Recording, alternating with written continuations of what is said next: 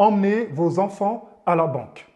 Et oui, aujourd'hui, c'est le sujet du jour, l'éducation financière de nos enfants, de nos progénitures, de nos bambins.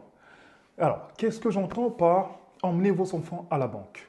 J'ai eu la chance dans mon expérience professionnelle de travailler dans une banque, ce qui m'a permis de voir l'envers du décor, ce qui m'a permis de côtoyer une certaine catégorie de personnes, une certaine typologie de clients et de différents modes de fonctionnement de compte bancaire.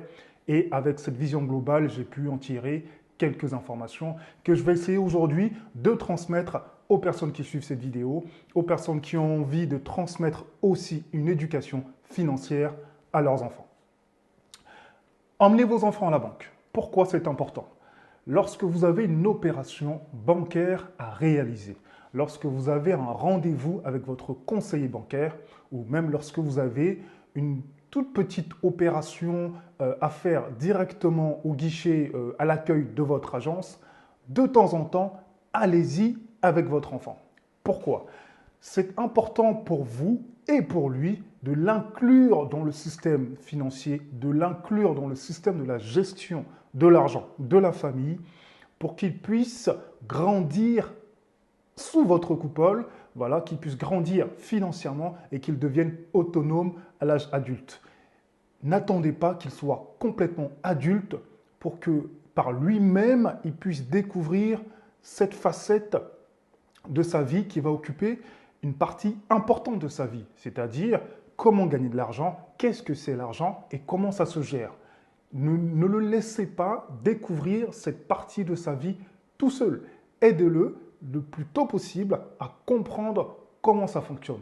Et pour cela, de temps en temps, emmenez-le à la banque pour les opérations. Lorsque vous êtes en rendez-vous avec votre conseiller et que vous êtes en train de parler d'un placement ou de la gestion du compte ou d'un achat futur, n'hésitez pas à inclure dans la conversation votre enfant. D'accord? Effectivement, il ne comprendra pas tout, mais le fait de l'inclure, en fait, il comprend qu'il y a un mécanisme qui est en train de se mettre en place et il comprend que le sujet que vous êtes en train d'aborder avec le conseiller qui est le représentant de la banque et donc la famille, les parents et lui en tant qu'enfant est un sujet qui est important et c'est un sujet qui régit le quotidien. Pourquoi? Parce que lorsque votre fils ou votre fille va vous demander un achat superflu, par exemple, un achat d'une trottinette, un achat d'un vêtement, alors que vous avez déjà acheté tout ce qu'il voulait, la dernière paire de baskets et ainsi de suite, et qu'il vous demande un achat superflu. Idéalement, ce serait de lui dire « Très bien, pour cet achat, on va le faire.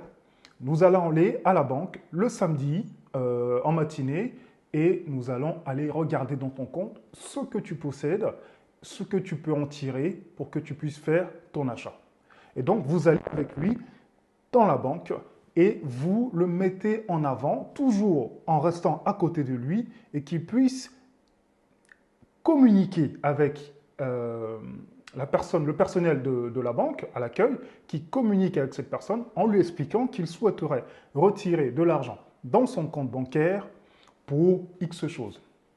Ça va permettre en fait de façonner votre enfant en fait pour qu'il puisse lui-même dans les mois à venir, dans les années à venir, comprendre que gérer son argent, c'est quelque chose de très important et que papa m'a transmis cette connaissance, maman m'a transmise cette connaissance-là et que maintenant, à l'âge de 18 ans, à l'âge de 20 ans, 21 ans, je sais ce que c'est aller à la banque, je sais ce que c'est avoir de l'argent sur le compte, je sais ce que c'est retirer de l'argent sur le compte et je sais ce que c'est un achat superflu.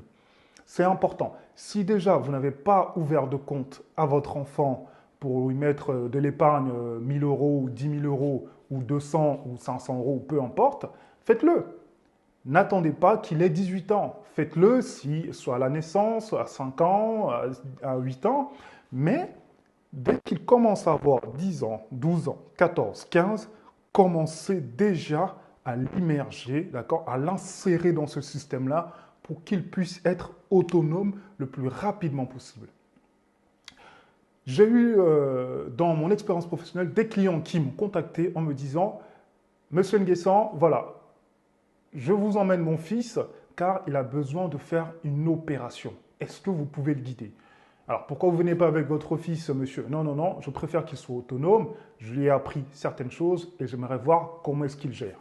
Et effectivement, lorsque l'enfant vient, qui est majeur, il vient à peine d'avoir 18 ans, ou 18 ans et 6 mois, ou 19 ans parfois, effectivement, il vient et il fait des opérations comme un adulte et ça se passe très bien. Et le parent nous appelle pour savoir comment l'opération s'est passée, qu'est-ce que l'enfant a demandé, et ainsi de suite. Vous voyez, il y a un suivi de la part des parents qui permet effectivement aux enfants d'aller sur la bonne trajectoire et de ne pas se retrouver face à cet esprit, ou plutôt à cet élément qui est l'argent, qui comporte un esprit qui est quand même parfois difficile à piloter lorsqu'on se retrouve tout seul et qu'on n'a pas appris le bon fonctionnement de l'argent.